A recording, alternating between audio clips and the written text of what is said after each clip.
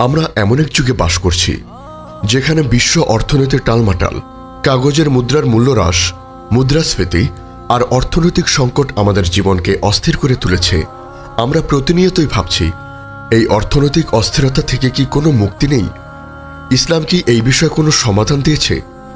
ইমাম মাহদী আলাইহিস সালামের আগমন শুধু রাজনৈতিক বা সামাজিক পরিবর্তন আনবে না, বরং এক বিশাল অর্থনৈতিক বিপ্লব নিয়ে আসবে। কিন্তু সেই অর্থনৈতিক ব্যবস্থা কেমন হবে? কাগজের মুদ্রার পরিবর্তে কি অন্য কিছু আসবে? আর কেমন হবে সেই সময়ের সম্পদের বন্টন? যদি এই বিষয়ে সঠিক জ্ঞান না থাকে, তাহলে আপনি হয়তো বর্তমান অর্থনৈতিক সংকটকে বুঝতে ভুল করবেন এবং ভবিষ্যতের জন্য নিজেকে প্রস্তুত করতে পারবেন না।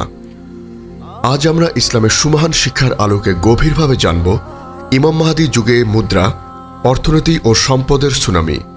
হাদিসের আলোকে সেই সময়ের অর্থনৈতিক ব্যবস্থার পূর্বাভাস কি, কিভাবে স্বর্ণমুদ্রার প্রত্যাবর্তন হবে এবং বিশ্ব পরিস্থিতিতে একজন মুমিনের সঠিক দৃষ্টিভঙ্গি কি হওয়া উচিত সে সম্পর্কে ইসলামী শরিয়াহ কি বলে, যাতে আমরা আখিরি জামানার অর্থনৈতিক চ্যালেঞ্জ মোকাবেলায় সচেতন হতে পারি। প্রিয় শ্রোতা, কিয়ামতের পূর্বে সংঘটিতব্য বড় বড় আলামতগুলোর মধ্যে ইমাম মাহদী আলাইহিস সালামের আগমন একটি। তার আগমন এমন এক সময় হবে যখন পৃথিবী নানা ফিতনা, যুদ্ধ এবং অর্থনৈতিক বিশৃঙ্খলায় ভরে যাবে। সহিহ হাদিসের বর্ণনায় তার আগমন এবং তৎপরবর্তী কিছু ঘটনার সাথে সম্পর্কিত কিছু নির্দিষ্ট ঘটনার কথা উল্লেখ আছে, যা থেকে আমরা এই বিষয়ে ধারণা পেতে পারি। তার আগমনের সবচেয়ে বড়, গুরুত্বপূর্ণ এবং তাৎপর্যপূর্ণ ঘটনা হল মক্কায় কাবা শরীফের কাছে তার প্রথম বায়াত গ্রহণ। ইমাম মাহদীর যুগে অর্থনৈতিক বিপ্লব।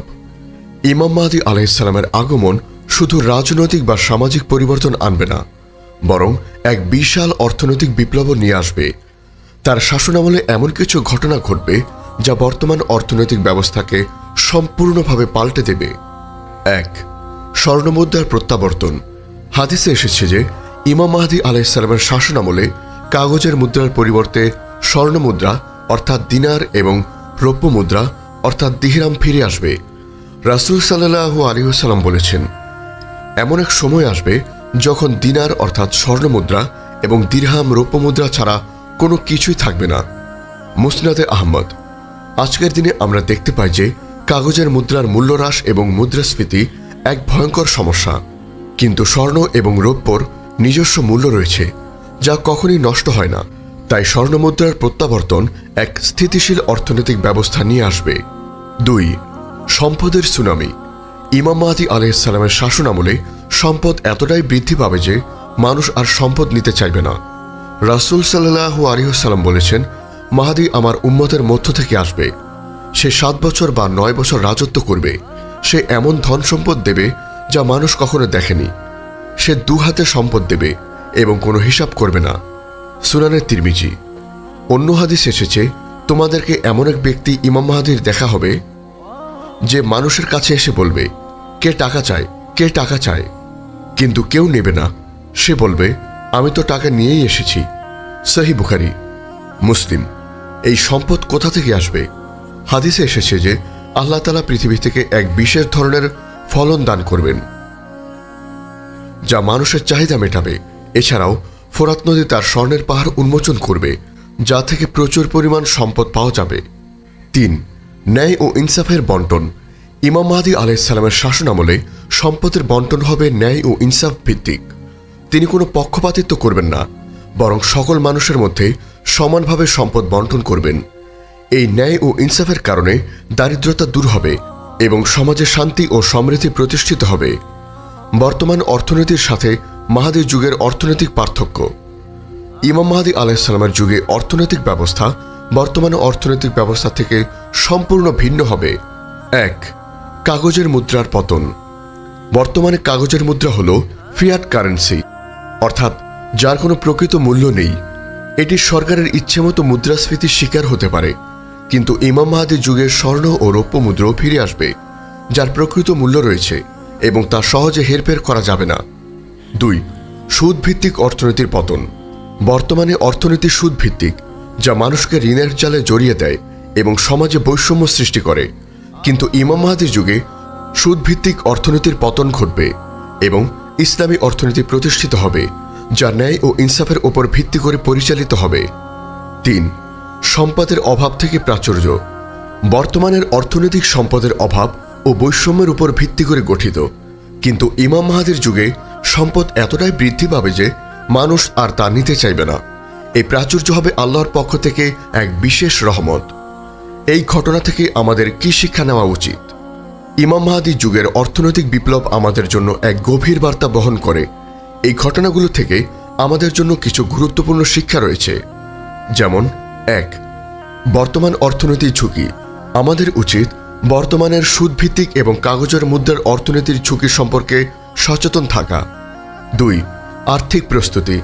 আমাদের উচিত ভবিষ্যতের জন্য নিজেকে প্রস্তুত করা। স্বর্ণ ও রৌপ্যের মতো মূল্যবান সম্পদে বিনিয়োগ করা, যা সময়ের সাথে সাথে তা মূল্য ধরে রাখতে পারে। 3. ন্যায় ও ইনসাফ। আমাদের উচিত আমাদের ব্যক্তিগত জীবনে এবং সমাজের ন্যায় ও ইনসাফ প্রতিষ্ঠা করা। আমাদের ব্যবসা বাণিজ্য যেন সুদ এবং অন্যায় থেকে মুক্ত থাকে। প্রিয় শ্রোতা, ইমাম মাহাদির যুগে অর্থনৈতিক বিপ্লব আমাদের জন্য এক নতুন আশার আলো নিয়ে আসবে। এটি প্রমাণ করে যে যতই অর্থনৈতিক সংকট বাড়ুক না কেন, আল্লাহর ইচ্ছা ছাড়া কোনো কিছুই হয় না। আমাদের উচিত আল্লাহর উপর পূর্ণ ভরসা রাখা এবং নিজেদেরকে সেই সময়ের জন্য প্রস্তুত করা। আল্লাহ তাআলা আমাদেরকে ফিতনা থেকে রক্ষা করুন এবং ইমাম মাহদী আলাইহিস সালামের আগমনের জন্য যোগ্য মুমিন হিসেবে বিবেচিত হওয়ার তৌফিক দান করুক। আমিন। আমাদের এই মহৎ বার্তা ছড়িয়ে দিতে অনুগ্রহ করে চ্যানেলটি সাবস্ক্রাইব করুন এবং বেল আইকনটি প্রেস করুন। আমাদের ফেসবুক পেজ ফলো করে উম্মাহ কণ্ঠ পরিবারের অংশ হন। ইসলামিক ব্লগ ও রিসোর্স পেতে আজই ভিজিট করুন আমাদের ওয়েবসাইট www.ummahkontho.com। আমরা এমন এক যুগে বাস করছি যেখানে বিশ্ব অর্থনীতির টালমাটাল, কাগজের মুদ্রার মূল্য হ্রাস, মুদ্রাস্ফীতি আর অর্থনৈতিক সংকট আমাদের জীবনকে অস্থির করে তুলেছে। আমরা প্রতিনিয়তই ভাবছি, এই অর্থনৈতিক অস্থিরতা থেকে কি কোনো মুক্তি নেই? ইসলাম কি এই বিষয়ে কোনো সমাধান দিয়েছে? ইমাম মাহদী আলাইহিস সালামের আগমন শুধু রাজনৈতিক বা সামাজিক পরিবর্তন আনবে না, বরং এক বিশাল অর্থনৈতিক বিপ্লব নিয়ে আসবে। কিন্তু সেই অর্থনৈতিক ব্যবস্থা কেমন হবে? কাগজের মুদ্রার পরিবর্তে কি অন্য কিছু আসবে? আর কেমন হবে সেই সময়ের সম্পদের বন্টন? যদি এই বিষয়ে সঠিক জ্ঞান না থাকে, তাহলে আপনি হয়তো বর্তমান অর্থনৈতিক সংকটকে বুঝতে ভুল করবেন এবং ভবিষ্যতের জন্য নিজেকে প্রস্তুত করতে পারবেন না। আজ আমরা ইসলামের সুমহান শিক্ষার আলোকে গভীরভাবে জানব ইমাম মাহদী যুগে মুদ্রা, অর্থনীতি ও সম্পদের সুনামি।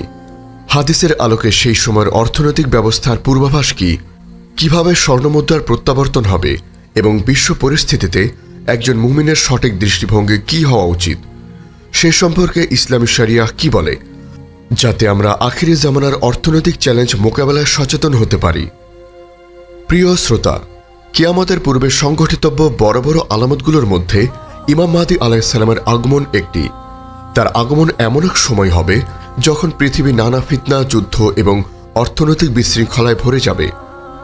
সহিহ হাদিসের বর্ণনায় তার আগমন এবং তৎপরবর্তী কিছু ঘটনার সাথে সম্পর্কিত কিছু নির্দিষ্ট ঘটনার কথা উল্লেখ আছে, যা থেকে আমরা এই বিষয়ে ধারণা পেতে পারি।